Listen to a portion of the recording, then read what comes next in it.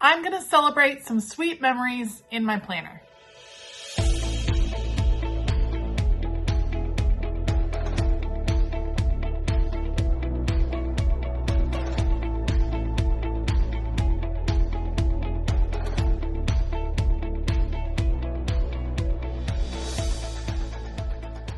Hey y'all, I'm Elisa, the Scrappy Wife behind ScrappyWife.com, and today I am going to work on a memory planning spread for the month of September. We are coming towards the end of the month, and that means it's time to do a little bit of memory planning. So that's what I'm going to do today. We're going to do it on these two pages right here.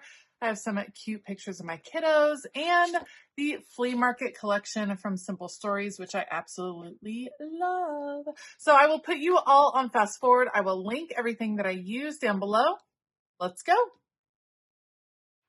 All right, so I may have missed a few months in the middle of the year, but I am still enjoying this kind of monthly wrap up, just picking a few pictures from the month, a few of the highlights, maybe one special event that happened during the month, and I put it at the very end of the month. I love that there's dot grid pages at the end that you can incorporate this into, and I'm excited to document these pictures of all of the sporty things that my kids are doing because it is fall and all of the sports have started yet again. So I have 3 kiddos, 3 different sports, and we had a fabulous time in September diving back into all of the activities. The kit that I am using is the flea market kit from Simple Stories, designed by the one and only Kelly Bangs, one of my favorite artists out there.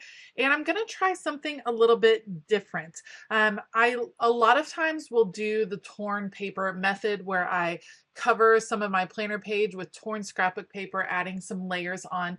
This time I'm going to frame out this scrapbook paper. So I'm cutting it down to 6 inches wide, 8¼ inches tall, and you can see how it fits right in the middle of my planner page. I am putting this in my catch-all planner, so this is sized for the classic size happy planner. Typical pages are 7 inches wide, 9¼ inches tall, so I took an inch off of that and then am placing the pattern paper right in the middle. I kind of dig this. It serves as almost an anchor, just a place where everything kind of comes together. So you don't really have to worry about framing each and every picture or matting each and every picture. Just the fact that it's clustered within this larger piece of scrapbook paper on the page helps to bring it all together. This kit has a lot of bright, vibrant colors. That's kind of Kelly Bang's style, which I absolutely love. I really wanted to highlight, though, the teals, the blues, kind of getting a little bit into fall. September, of course, is that transition month out of summer into fall. And so I didn't want to bring in a lot of the pink. We're bringing in some of the darker tones, but every now and then you'll see one little pop. So that's what I'm cutting out from the cut aparts. I love cut aparts in these kits. I just think they can serve so many purposes. They can be matting for photos. They can be great places for journaling, just a lot of different ways you can use the different cut aparts. So I'm figuring out where everything can kind of exist on the page. I love that I have the choice. I can keep everything within that larger piece of scrapbook paper, or I can choose to kind of bust out the edges, get outside the box, if you will. And I think each way kind of serves a purpose. So I'm going to cut down this picture of my daughter so that it will fit in this beautiful frame. I also could have cut down the frame and like cut out the middle of the frame and then matted it on the picture. That would have worked as well. But I'm just going to get everything kind of settled in place. I did run out of photo paper, which is a darn shame, and I need to order some more.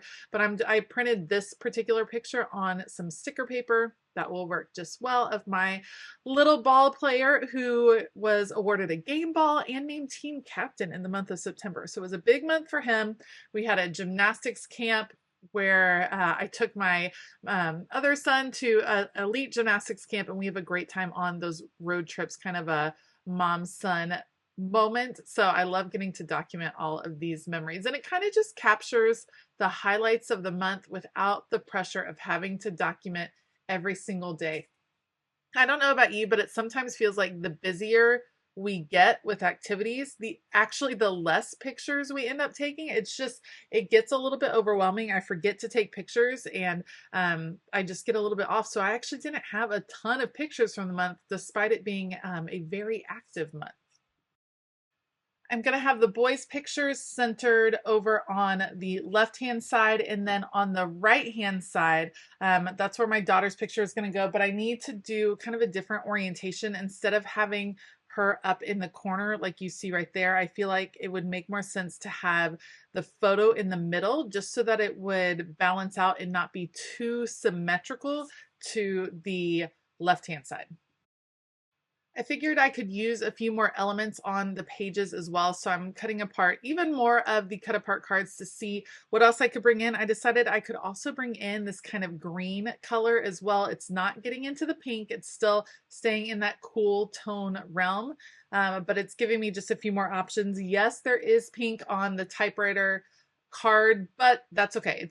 I needed the card. I needed it to go there. So we're trying to figure out how to fit things in over here. The typewriter card was really light in comparison, and so I ended up deciding to matte it. You can see I'm playing around. I'm like, how can I bring it in over on the left hand side or the right hand side? I think what I'm going to do is end up matting it to bring a little bit more of that minty green over. It's all about moving the color around the page. What I was feeling was that there wasn't enough of the light minty green over on the right hand side. Of course, there's a ton on the left hand side because that's the main scrapbook. I'd brought the darker teal tones over to the left hand side through the framing, and then just wasn't feeling the lighter colors over here. So this is going to help kind of mix it up and bring that color across the page. I'm playing with a few different clusters and arrangements, trying to figure out where am I going to make that decision to get out of the box and go outside the scrapbook paper, when am I gonna stay inside, where are all the overlaps going to be, where is the journaling going to be. Lots of different decisions to be made. When I'm sometimes having trouble deciding, it always helps to just put things on the page. Just go ahead and start adhering things and then work around what's already been adhered to the page. To me, it just helps narrow down the choices, and that makes decision making easier. Sometimes when you have all of the choices, all of the possibilities, it can be hard to make a decision, but when you only can choose from two options, it's a little bit easier to be more decisive in placing things on your page. All right, I'm feeling good with where the journaling is going to go. We're going to aim for the love this on the left, and then the small camera picture on the right. There are cardstock stickers that come in this pack that are beautiful. So I'm going to pull a few of those that have the right colors. Do they necessarily go with the pictures? No, they don't go with the theming of the pictures, which are all sports related. But truthfully, if I only ever went with themes of what was actually happening in the pictures, then almost all my memory planning pages would be sports related.